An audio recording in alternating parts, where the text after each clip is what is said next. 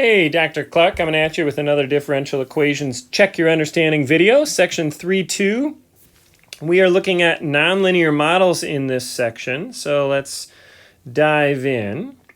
We've got ourselves a chemist handling a particular toxic gaseous compound, which is unstable and decays at a rate proportional to the square of its mass, m of t, in a sealed container. Okay, so at time 0, there's 2 grams present, and the mass is decreasing at an instantaneous rate of 0.8 grams per minute. When the mass reaches m of t equals 0.001, the container is safe.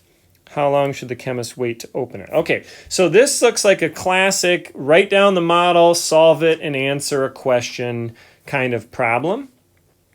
And the first thing you're going to want to do to write down that model is to note that the decay rate is proportional to the square of its mass. So the way I would write that down is dm dt, that's the decay rate, change in mass, is proportional to the mass at any time squared, right? The square of its mass. So, and because it is decay, I'm going to write that as minus k m squared.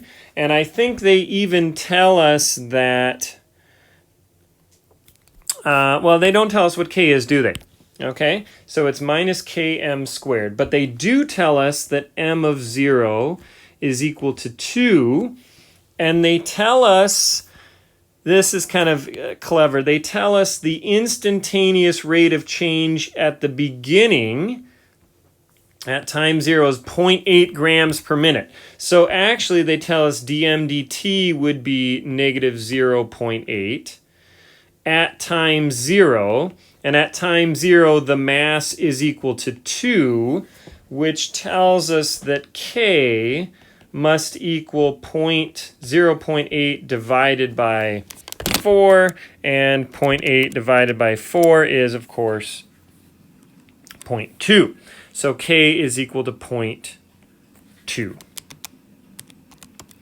All right, so that means that our differential equation, well, our initial value problem is m of 0 equals 2, dm dt is equal to negative 0.2 m squared. All right.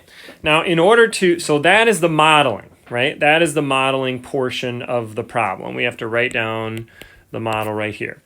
Then, in order to answer this question, how long is it until it's safe to open it? Well, we need to know when is m of t equal to 0.001, right? That is really the question, but we don't know what is m of t. Well, in order to find m of t, we will have to solve the differential equation. It is separable, so I'm going to write this as 1 over m squared dm equals negative 0.2 dt, and I will integrate both sides as we are known to do for separable differential equations. So the antiderivative of 1 over m squared is minus 1 over m, and that's going to equal negative 0.2 t plus constant. And if we multiply by m and divide by right-hand side, we'll get negative 1 over negative 0.2 t plus constant equals m of t. It's very easy to make a mistake there. When you divide the right-hand side, you need to divide the entire right-hand side. Some people will put that c up instead of under. That c comes down here underneath that line. That is an important little part of the problem. We know that m of 0 is equal to 2, wasn't it? So we can solve for c. That's equal to negative 1 over 0 plus c. So c, what's c going to have to be? Negative 1/2, so that when you divide, you get 2. Yeah, so that means m of t is now negative 1 divided by negative 0.2 t minus 1/2. And I suppose since everything is negative, we could just write that as 1 over 0.2t plus 1/2. Okay, so I have now solved for m of t. I've written the model, I've solved the differential equation, and I need to figure out the last little bit here. I'm going to just kind of move that out of the way and make a new line. I want to know, when is m of t equal to 0.001? So I have 0.001 equal to 1 over 0.2t plus 1/2. That would mean that 0.2t plus 1/2 is equal to 1 over 0.001. 1 divided by 0.001, that should be 1,000.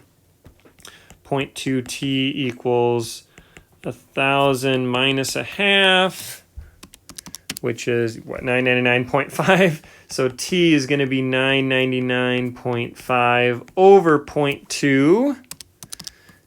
And that comes out to be t equals 4,997.5. And that is in minutes.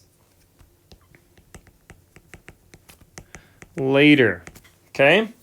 If I divide that by 60, I'm getting, what, 83 hours? Okay, so it takes a long time. 83 hours is about 3 days. It's taking a long time for this canister to be safe from this toxic compound, so you might want to wait to open it. And that's just because of the decay rate. Right? Because it's decaying proportional to mass squared. Once the mass becomes small, the decay rate becomes small. So you can imagine this graph, it comes down fast and then it just takes forever to get to 0. And because you need it to get very close to 0, it takes a very long time to get there. So that's kind of an interesting feature of that model with the m squared right there. If m was big, it would be, decaying quickly, but because m is eventually getting small, it starts decaying really slowly. All right, so reflection comments over here. Think about, how did you solve it?